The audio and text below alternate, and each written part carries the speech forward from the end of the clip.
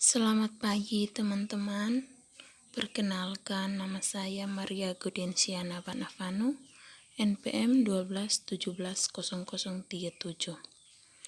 Di sini saya akan membahas tentang kurva pengaruh ekuilibrium parsial tarif. Ekuilibrium tarif. Dalam ilmu ekonomi, keseimbangan parsial adalah suatu kondisi keseimbangan ekonomi yang hanya mempertimbangkan sebagian pasar atau dengan semua bagian lainnya tetap konstan untuk mencapai keseimbangan. Seperti yang didefinisikan oleh Leroy Lopez, keseimbangan parsial adalah ekuilibrium yang hanya didasarkan pada tentang data yang terbatas. Contoh standarnya adalah harga satu produk, harga semua produk lain dipertahankan tetap selama analisis.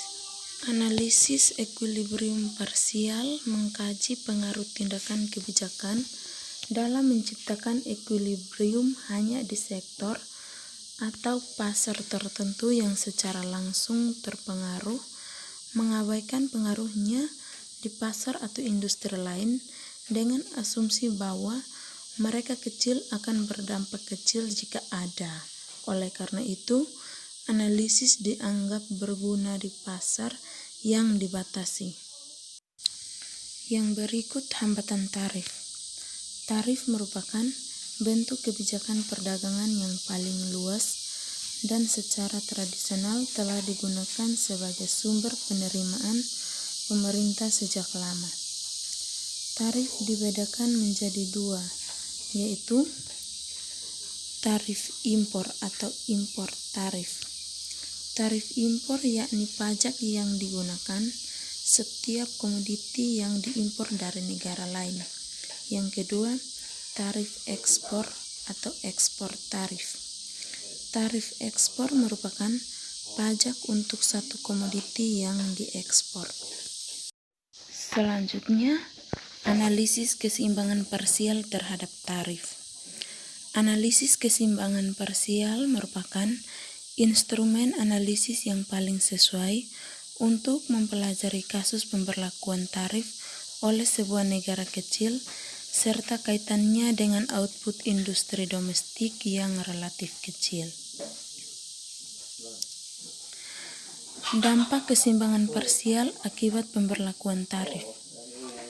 Dampak-dampak yang ditimbulkan oleh perlakuan tarif terhadap keseimbangan parsial dapat dilihat pada kurva berikut ini. Di sini saya akan menjelaskan keterangan pada kurva yang saya tampilkan. Yang pertama, pada kurva tersebut diilustrasikan merupakan negara kecil dan industrinya menghasilkan komoditi X juga kecil. Yang kedua, DX adalah kurva permintaan dan SX melambangkan kurva penawaran komoditi X di negara tersebut. Yang ketiga, titik E menyatakan jika negara kecil ini tidak melakukan perdagangan internasional, maka keseimbangan terjadi di titik E yang merupakan perpotongan antara DX dan SX. Yang keempat, jika negara melakukan hubungan perdagangan internasional, maka akan menikmati harga yang jauh lebih murah, yakni sebesar SF atau sebelum tarif, sehingga konsumsi meningkatkan sebesar garis AB. Yang kelima, AC merupakan garis produksi domestik dan CB merupakan garis impor.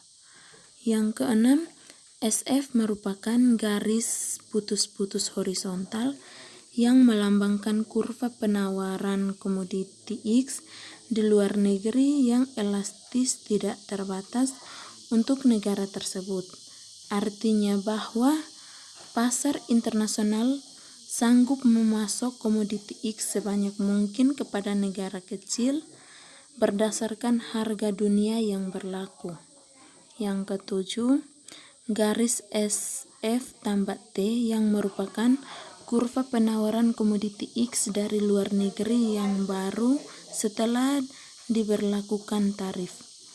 Dengan memberlakukan tarif ad valorem terhadap komoditi X yang diimpor, maka harga yang diterima sebesar garis ada pada SF tambah T.